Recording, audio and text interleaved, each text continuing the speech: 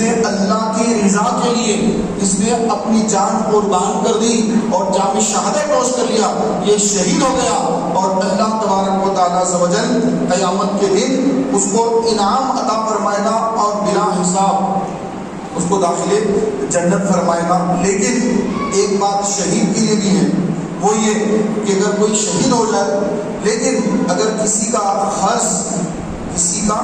قرض اگر وہ ادا نہیں کیا تھا، اس کی پوچھ ہوگی، شہید کو بھی پوچھ ہوگی۔ کسی کا مال دبا لیا، اس کی پوچھ شہید کو بھی ہوگی۔ تو لہٰذا کسی کا مال آپ کی طرف ہے، وہ بھول گیا، آپ کو یاد بھی نہیں کر رہا ہے، آپ کو بولتا بھی نہیں، لیکن آپ کو یاد ہے کہ میں نے اس کے اتنے پیسے باقی ہوں، مجھے اس کے اتنے پیسے دینا ہے، تو آپ یاد کر کے اس کو یہاں پر دے دیں۔ اگر نہیں دیں گے تو پھر وہ وہاں وصول کرے گا، وہاں وہ لے گا آپ سے، لیکن کیا لے گا؟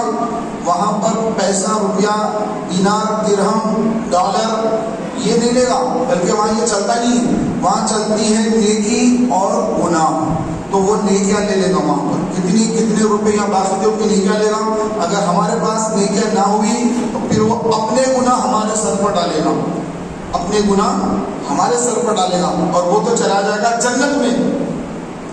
ہم اپنے گناہ اور اس کے گناہ، اور اس طرح جتنوں کو ڈبایا ان سب کے گناہ، وہ سب اپنے اپنے گناہوں کا بوجھ اس پر ڈال دیں گے۔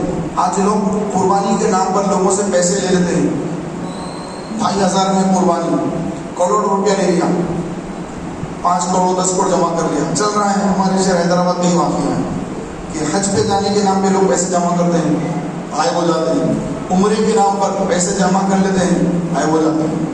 قربانی کریں گے، عام قربانی اگر 4,000 میں ہوتی ہے، 5,000 میں ہوتی ہے، 3 ساڑھے 3,000 میں ہوتی ہے، تو لوگوں کو لالچ دیتے ہیں کہ بھائی ہمارے پاس 2,500 میں قربانی ہو جائے گی۔ اب لوگ بھی لالچی ہو گئے، یہ نہیں دیکھتے کہ وہ بیل کیسا ہوگا، کیا ہے، کچھ نہیں، 2,500 میں ہو جا رہا، ٹھیک ہے بھائی، چلو 2,500 روپئے جمع کر دیں۔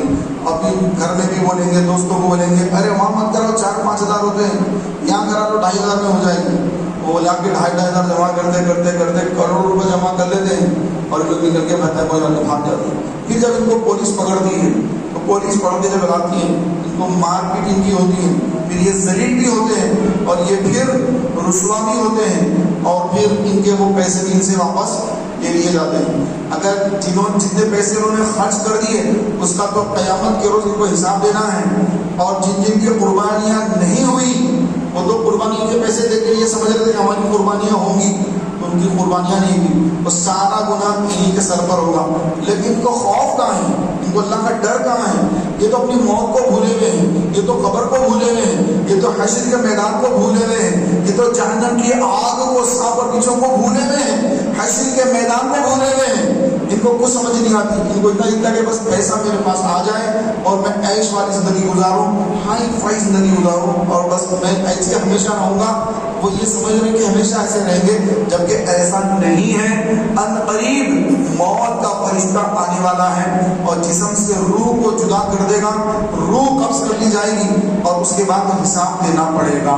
محترم بھائیوں، اللہ تبارک و تعالیٰ عز و جل نے شہداء جو ہیں ان کا مقام اتنا بلند اور بالا رکھا ہے کہ شہید جب اللہ کی راہ میں جام شہادت نوش کر لیتا ہے، شہید ہو جاتا ہے، تو اللہ تبارک و تعالیٰ کے پاس اس کو رزق عطا ہوتا ہے۔ خدا جانے کیسا رزق عطا ہوتا ہے، کیونکہ یہاں دنیا میں بندے کا رزق کیا ہے؟ وہ کھانا کھاتا ہے اور روٹی چاول وغیرہ کھاتا ہے، اس کا رزق ہے، پانی پیتا ہے، شربتیں پیتا ہے، اس کا یہ رزق ہے، اور بہت ساری چیزیں رزق میں داخل ہیں، اس کا لباس بھی رزق میں داخل ہے، اس کی ضروریت کی چیزیں بھی رزق میں شامل ہیں۔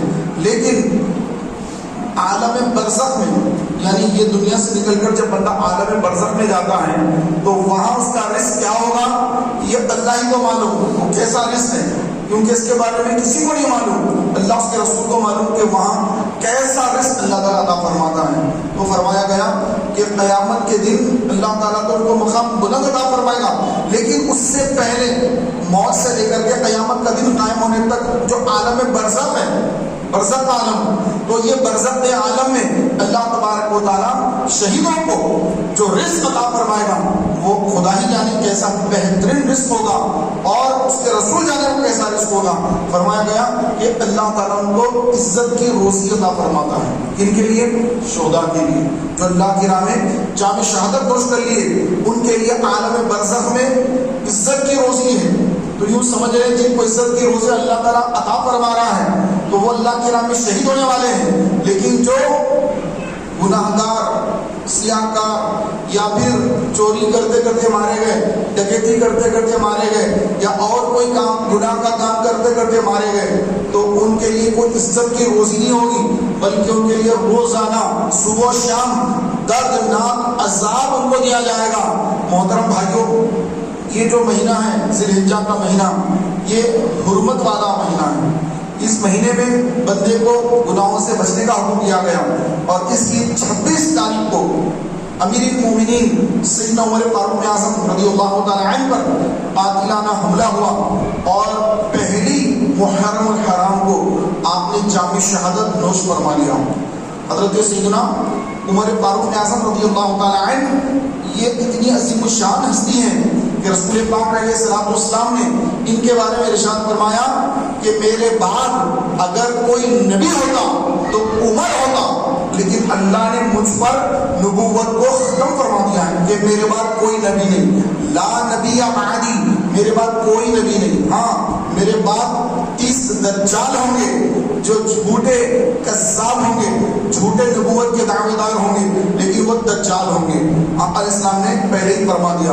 حضرت عمر فاروق اعظم رضی اللہ تعالیٰ عنہ کو اللہ تبارک و تعالیٰ بڑا مقام دیا ہے، بڑا مرتبہ دیا ہے کہ وہ آج بھی حضور علیہ الصلوۃ والسلام کے پہلو میں، ابو بکر صدیق کے بازو میں، وہ آج بھی گنبد خضرا کے نیچے تشریف فرما ہے. حضور کی صحبت ان کو آج بھی نصیب ہے. قیامت تک وہ حضور علیہ السلام کے ساتھ رہیں گے، اور قیامت کے روز جب اٹھیں گے تو آقا علیہ السلام فرماتے ہیں قیامت کا دن ہوگا، اور جب ہم آئیں گے حشر کے میدان میں تو میرے سیدھے ہاتھ میں ابو بکر کا ہاتھ ہوگا، اور میرے الٹے ہاتھ میں عمر کا ہاتھ ہوگا، اور عیسیٰ علیہ السلام ہمارے ساتھ ساتھ چل رہے ہوں گے، اور اس حال میں ہم میدان محشر میں آئیں گے. سبحان اللہ.